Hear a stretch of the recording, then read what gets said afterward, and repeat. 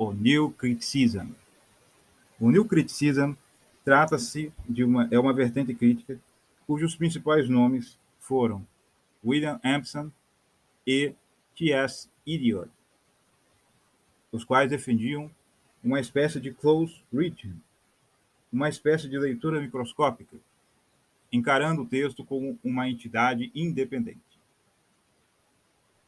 Para os adeptos do New Criticism, o texto literário deveria ter autonomia, constituindo uma entidade independente, livre das supostas relações determinantes da sociedade com o artista e deste com o texto. É importante destacar que, embora fosse estabelecido uma conexão entre escritor e obra, a ideia não era chegar aos padrões positivistas da abordagem tradicional.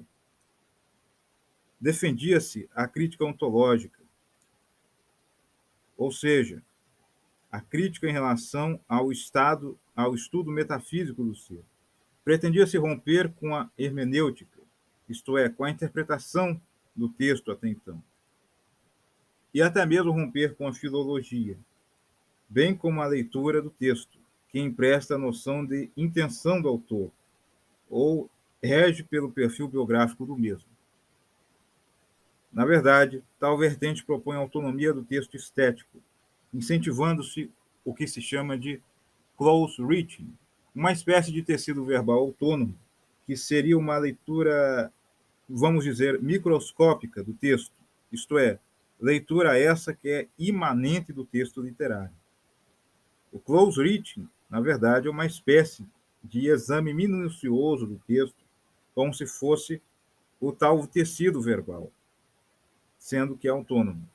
Isso faz do texto uma realidade autárquica, independente do condicionamento de ordem psicológica ou sociológica.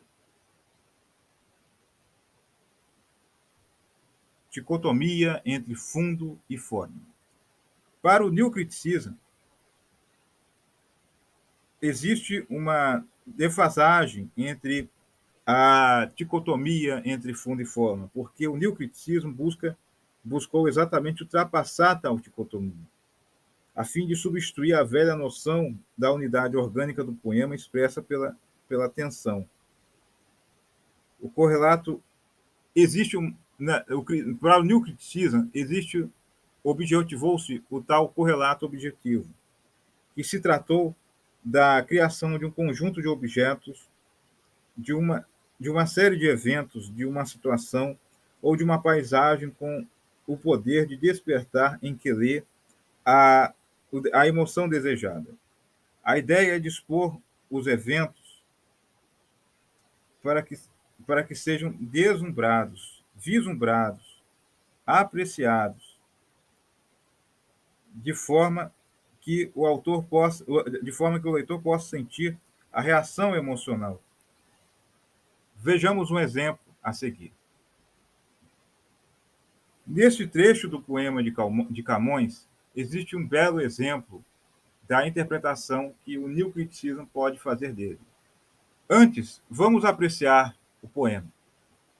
Aquela triste e leda madrugada, cheia de mágoa e de piedade, enquanto houver no mundo saudade, quero que seja sempre celebrada. Ela só, quando amena e marchetada, saía, dando ao mundo claridade, viu apertar-se de uma outra vontade, que nunca poderá ver-se apartada. Ela só viu as lágrimas em fio, que, de uns e de outros olhos derivadas, se acrescentaram em grande e largo rio. Ela viu as palavras magoadas, que puderam tornar o fogo frio e dar descanso às almas condenadas. Bom, segundo a crítica tradicional, podemos interpretar tal passagem do poema como um lamento, um lamento emotivo do autor, considerando o seu lado biográfico. Tem uma espécie de desilusão amorosa por quem ele teve pela prima e amante do passado. Para o New Criticism, se quisermos realmente apreciar, saborear esse belo trecho do poema, Não devemos levar em conta o lado biográfico do autor. Isso, isso só denigre a passagem do poema. Seria interessante sentir o poema sem levar em conta a biografia do autor.